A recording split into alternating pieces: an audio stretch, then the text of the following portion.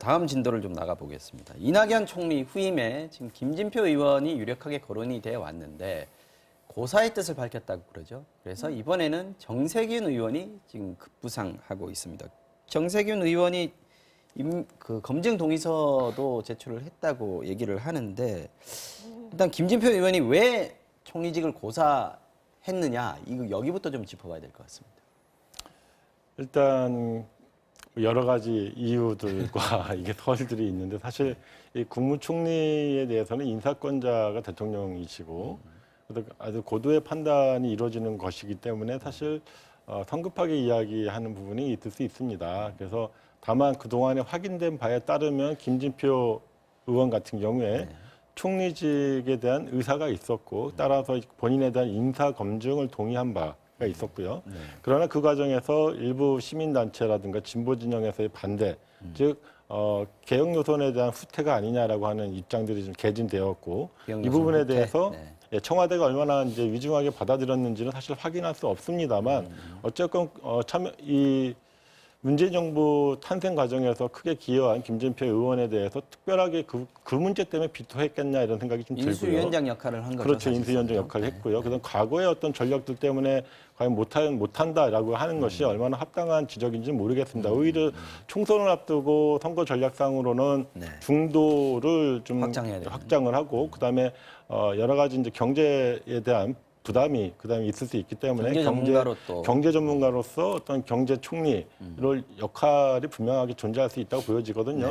그럼에도 불구하고 또 다른 이제 또 인물들이 또 등장을 하고 이런 상황입니다. 그런데 중요한 것은 정작 그 현재 있는 이낙연 총리의 지위가 흔들렸느냐, 혹은 이낙연 총리가 확실하게 본인에 대한 거취를 밝혔느냐 이런 부분들이 아직 확인되고 있지 않거든요. 그렇죠. 그리고 이제 지금까지 설들은 대부분 아직은 청와대 밖에서 나오고 있는 혹은 일부 언론에 의해서 나오고 있는 설이기 때문에 어떤 것이다라고 얘기하는 것은 상당히 조심스러울 수밖에 없는 것이고요.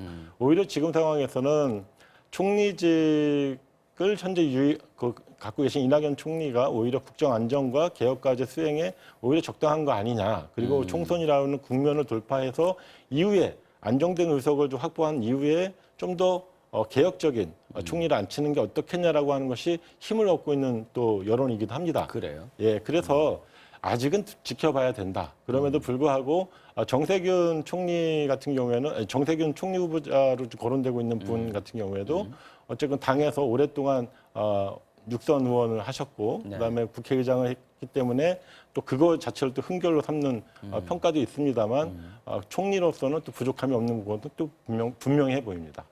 정세균 전 국회의장, 우리가 정세균 의장이라고 부릅니다. 지금 그렇죠. 의원입니다만은 물론 다선 의원이시기도 하고 원로에 속하는 분인데 그렇죠.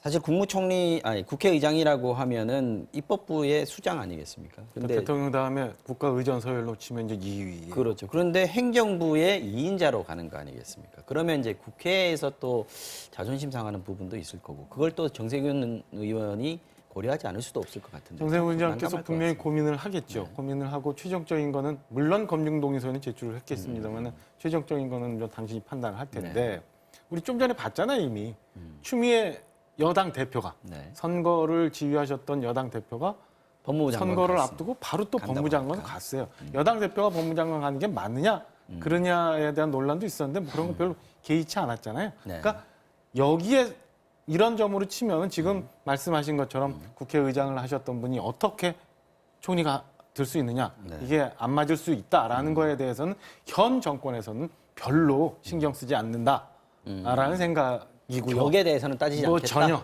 그래서 뭐 한마디로 요약하면 기승전 선거 이렇게 되는 거 아닌가라는 생각이 들고요.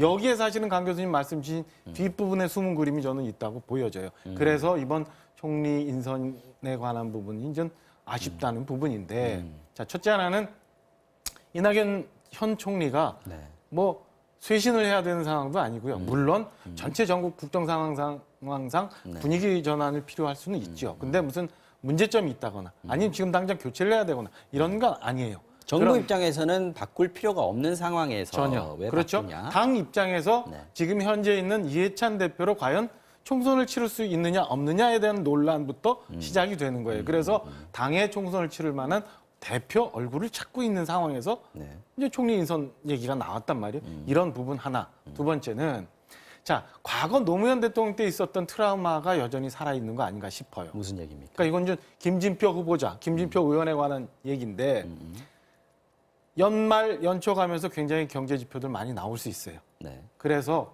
향후 인전 임기가 반이 넘어간 정부로서는 그동안 쭉 뿌렸던 씨에 대해서 이제 수확을 좀 해야 되는데 네. 그렇기 위해서는 김진표 의원 같은 캐릭터를 가진 분이 필요할 수도 있어요. 그러나 진보단체, 소위 말하는 핵심 지지층, 민노총, 뭐 참여연대, 전교조 등등등의 반발이 최근에 김진표 후보자에 대해서 있었단 말이에요. 그렇습니다. 그러니까 옛날에 노무현 대통령 후반기에 그런 핵심 지지층이 붕괴되면서 네. 정권이 넘어갔던 경험을 잊지 못하고 있는 것 같아요. 그래서 여전히 인사 그리고 총리 장관이라고 하면 진영을 넘어서 여러 군데서 꼭 필요한 분들을 찾아오는 게 맞는데 여전히 진영 논리에 갇혀 있는 거 아니냐라는 생각이 듭니다.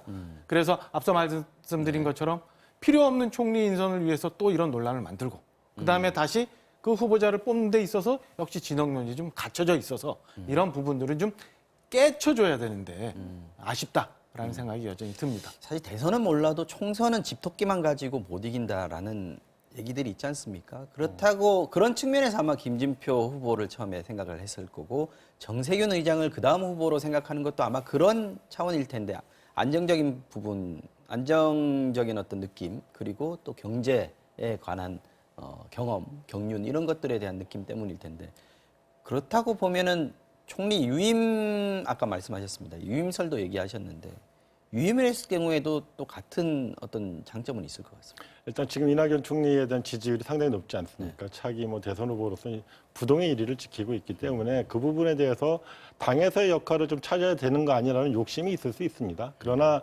오히려 지금 당이 그렇다고 어려운 지경은 아니고요. 당도 지금 상당히 안정적으로 운영되고 있기 때문에 이낙연 총리는 정부에서 그다음에 이해찬 대표 지휘하에 당은 또 일사불란하게 움직일 수 있는 그동안의 어떤 당청 관계나 당정 관계를 봤을 때 상당히 안정적인 기조를 유지하고 있어서 이것을 굳이 흔들 필요 있느냐라고 하는 부분이 하나 있는 것이고요. 또 한 가지는 총리를 임명함에 있어서 혹은 고려함에 있어서 김진표 전 부총리 혹은 뭐 이 정세균 전 국회의장 같은 경우에 사실 두 분 다 안정과 경제라고 하는 두 가지 키워드에 충족되는 분들입니다. 그래서 물론 검토할 때 딱 한 분만 놓고 검토하지는 않고 이제 청와대에서 여러 명, 한 최소한 3배수 정도를 놓고 이제 고민을 하는데 그 고민의 바운더리 안에 들어가 있는 분들이라고 저는 생각이 들고요. 그렇지만 이것 실제로 그렇게 갈지에 대해서는 일단 이낙연 총리의 의사가 중요할 것 같고요.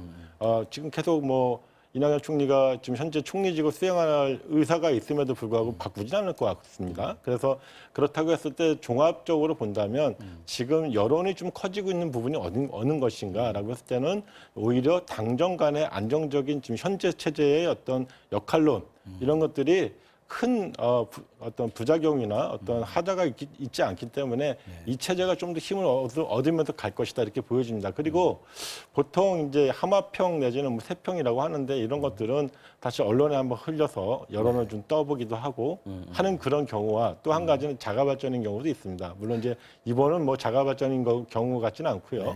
어쨌건 하마평이라고 하는 것은 말 밑에서 지금 평을 듣는 거 아닙니까? 말을 탈 때 이 양반이 이 말을 타고 가기에 적합한지 아닌지를 이제 평가하는 부분인데 그 부분에 대해서 어쨌건 하마평이라고 하는 그 평을 듣고 판단하는 인사권자가 있기 때문에 존재하는 것이고요. 그래서 그 부분에 대한 최종적인 판단에 대해서는 뭐 나중에 그 이유가 있을 거다 이렇게 보여집니다. 주요하게 등장하는 등장인물 두 분, 이해찬 대표와 이낙연 총리.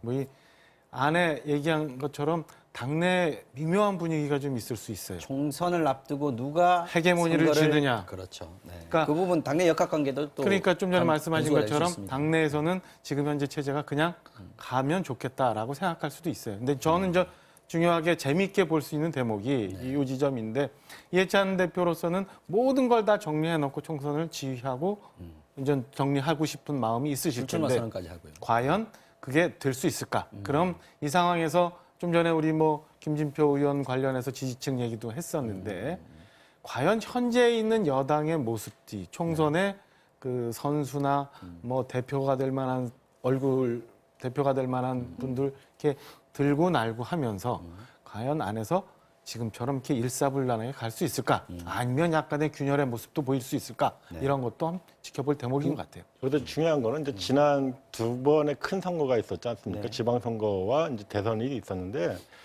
이 선거에서 더불어민주당이 어떻게 선거를 치렀는지 보시면 압니다. 그때는 이제 추미애 당대표 시절이었고요. 추미애 당대표가 1인 혼자 상임선대위원장을 맡습니다. 그다음에 공동선대위원장을 여러 번 맡기는데 그중에 수석으로 이해찬 전 총리를 수석 공동선대위원장으로 앉힙니다. 네. 자, 그래서 이 당에 대한 어떤 선거 지휘라든가 여기에 대한 최종적인 책임은 당대표인 상임선대위원장이 지고 나머지 부분은 그러니까 뭐 아주 노련한 그 이해찬 전 총리 혹은 아주 젊은 청년들 이렇게 내세워서 할 수 있거든요. 얼굴이 하나일 필요는 없다. 역할을 분담하면 된다. 그런 충분하다. 부분이기 때문에 말씀이시죠? 이거 어떤 두 분의 어떤 갈등 관계에 대해서는 그런 걸로 이제 해석하는 것은 우리 더불어민주당의 그동안의 선거에서의 어떤 승리의 역사에서는 좀 적합하지 않은 예다 이렇게 보여집니다. 시간이 다 됐는데요.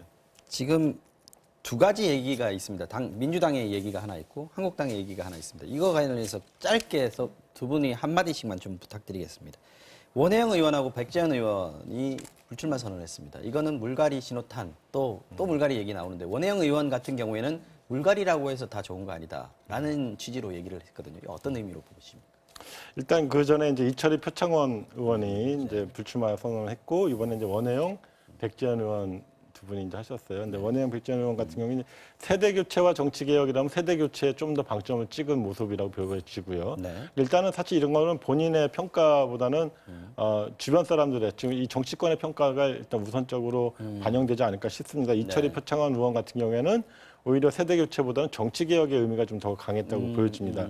그런 점에서 이제 물갈이라고 하는 것은 인위적 물갈이를 반대하는 것이고 네. 실제로는 이런 자연스러운 세대 교체를 통해 갖고 용태를 통해서 새로운 세대가 진출할 수 있도록 길을 터주는 거에 대한 모범을 보였다 이렇게 보여지고요. 그리고 역대 그 어느 물갈이 어떤 용태보다는 상당히 드라이하면서도 아주 간결한 그런 역할을 보여줬다라고 하는 것이 지금 여의도에서의 평가인 것 같습니다. 알겠습니다. 이번에 한국당 얘기인데요.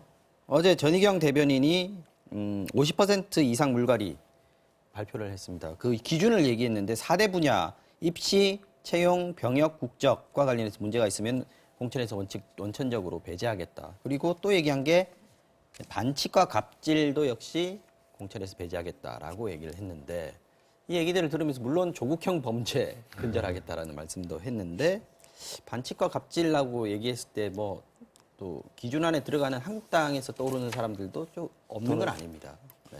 글쎄 이제 자유한국당이 50% 현역 물갈이 얘기하고 어제 4대 공천 기준 얘기하고 배제 기준 얘기하고 그러는데 제가 볼 때는 이게 양보다는 질이라고 보여져요. 그러니까 얼마나 많은 물갈이 숫자로만 했느냐 네. 그리고 뭐 정해진 기준에 맞춰서 공천을 했느냐보다 이게 질이라고 보여지는데 국민들이 그동안 아니라고 보여졌던 부분들을 네. 자유한국당이 얼마나 이렇게 드러낼 수 있느냐가 중요한 부분이지 그 숫자의 얽매인 양이 중요하다고 생각지 않고요. 오히려 전 사실은 자유한국당이 지금 현재 준비해야 될 거는 물갈이도 필요하고 공천 룰도 정해야 됩니다만은 인재풀을 얼마나 확보하고 있느냐가 관건이라고 보여집니다. 현역 50% 물갈이 할 수 있어요. 뭐 얼마 바꿀 수 있어요. 누구로 그런데 채울 것이냐가 더 문제라는 거죠. 누구로 채울 건지에 대한 준비가 과연 되어 있느냐. 국민들이 바라보는 거는 이 지점을 바라보고 있는데 네. 자유한국당은 채우는 인재가 이쪽 방향을 쳐다보는 사람을 데리고 오면은 말짱 도루묵이다라는 얘기를 전 드리고 싶습니다. 알겠습니다. 뭐 하실 얘기가 있으시겠습니다만 여기서 마무리하겠습니다.